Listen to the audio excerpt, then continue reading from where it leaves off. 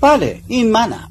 حتما میپرسید چرا در حال سقوطم، اما چون خرج انیمیشن زیاده نمیتونم جوابتون رو بدم، پس رد میشیم. وای ننه جون.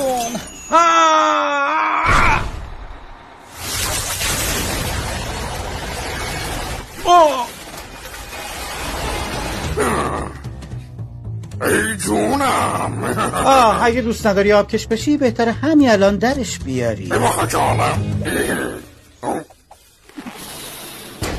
سراخ جدید نمیخوای؟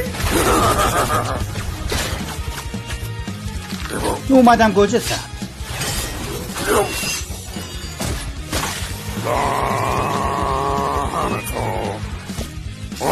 بنازم سلطان. زایه شد. خیلی فرش دارتون مستراب میکنم. بعد من میگن دیوونه. اگه بگی این چیه 50 تومن میبری. مادر گرامیتی که هنوز به دنیا نیومده. آخر جناب اشتب زدی. با این خوشگله میتونم هر چیزی رو تر بزنم و دوباره بازنویسیش کنم. مثلا کاری کنم که هیتلر به دنیا نیاد، یا اینکه ایرانو جای بهتری کنم، یا میتونم کاری کنم اون ماسک لعنتی رو در بیاری. نگو. غلط کردم. التماس فایده نداره.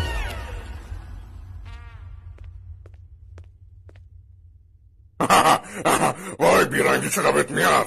گفتم همه چیزو بازسازی کنم، نه اینکه استوری بورد بشین. انگار بودجمون واسه ساخت انیمیشن تا کشیده. یه دقیقه وایسه ببینم.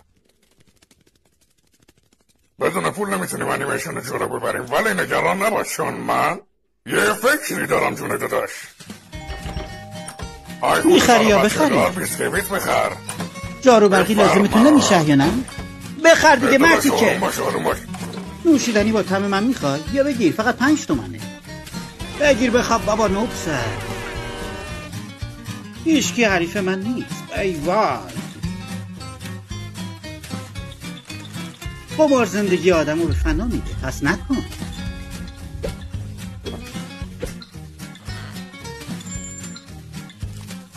ای جان 1000 یافتم. داداش الان میتونیم بریم. اوکیه.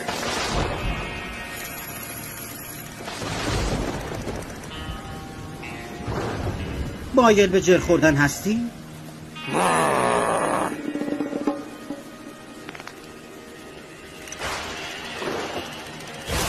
بیلا. داداش چیت زدن قبول نیست. داشت یادم میرفت. من به اینا نیازی ندارم چون ماسکمو دارم.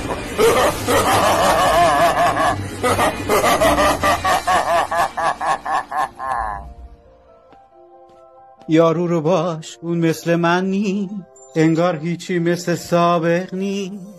شاید شدم خیلی خیلی دور از واقعیتم، انجامش میدم نیستم یه جوک، نمی بازم به این کله پور.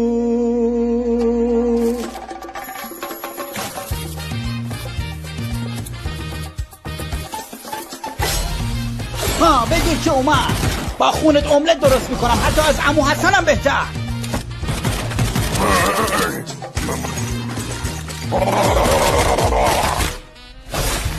یه فینیشر اسمی تمومه.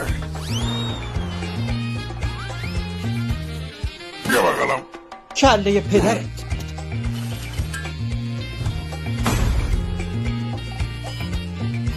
یس.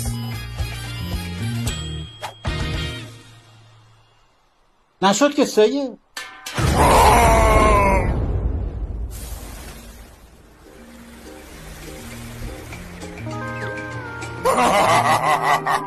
نفر بعدی کیه؟